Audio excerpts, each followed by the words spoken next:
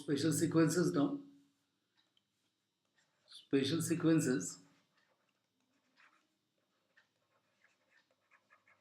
First, we have to understand the meaning of sigma notation. Okay, sigma. If I write, suppose sigma a I, where I starts from 1 and ends at suppose 5. Just taking any number. This means it's a1 plus a2 plus a3 plus a4 plus a5. You know, so it starts from here and ends at here, and summation sigma, this sigma is called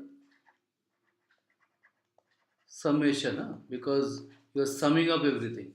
So we sum all. And now what is the meaning of this? Isn't this same as S5, sum of first 5 terms? Okay, so that means that if I have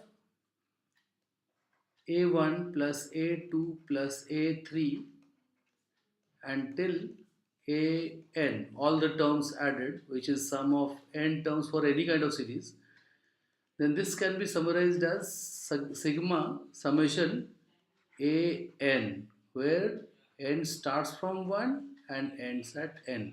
You can write k also. Some author writes k here, but it's the same thing. The meaning is sum of all the terms. And you know, the sum of n terms means a1 plus a2 plus a3, so sigma applied to an.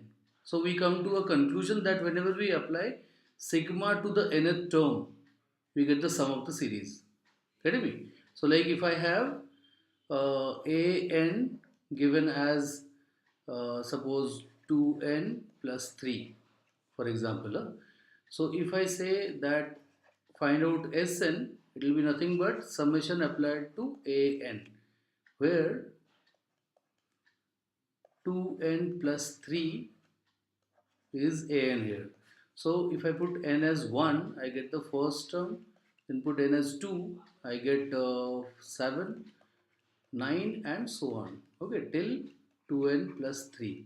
So this is the sum of the series then. Alright, we can use AP or something. So now comes some formulas. Like I want to find out sigma n, means 1 plus 2 plus 3, you know the meaning, dot dot dot, because I put n as 1, 2, 3, 4 till n. This is AP, and you can find out that the sum is coming out to be n plus 1 upon 2. Anyway, these are formulas and you have to know sigma n square. What is the meaning?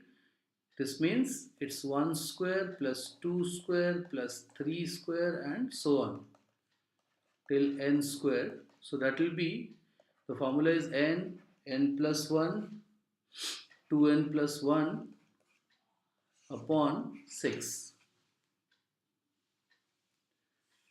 And sigma n cube will be required, which is 1 cube plus 2 cube plus 3 cube and till n cube. This formula is found out to be n plus 1 upon 2 square. Like square of this is just a coincidence and there's no relation as such, but 1 cube plus 2 cube plus 3 cube dot dot dot till n cube, that is sigma n cube, adds up to n plus 1 upon 2 whole square. So note these formulas down. I'll tell you how to use it. So let us consider a case like I have a sum Sn is to be found out 1 into 2 plus 2 into 3 plus 3 into 4 and so on, till now nth term is not known. They will not give you nth term directly, you have to find out always. So let's investigate on that. Yeah, so I was saying we enlist 1, 2, 3, all the pre-factors, the numbers which are coming in the beginning. Now this can be easily seen that 1, 2, 3, 4 when reaches nth term will be n only. Now, it's not necessary always you will be able to guess it. So, in those cases, you have to using AP formula, A plus n minus 1 into D, you'll be able to find out. Here, if I do that, I'll get 1 plus n minus 1 into common difference is also 1. So, see, I am getting n only. Next is 2, 3, 4. So, clearly, it will be 1 more, so n plus 1. That means the nth term of this series is n, n plus 1. Now I taught you already that sigma applied to the nth term gives you Sn. Huh? Now if you are asking me why I am not writing sigma starting from n as 1 and ending at n, you can write it. Huh? But you can just mention once and it is understood. So I'll mention in the and I won't mention it in the coming steps. It's understood that sigma means summation. So n square plus n.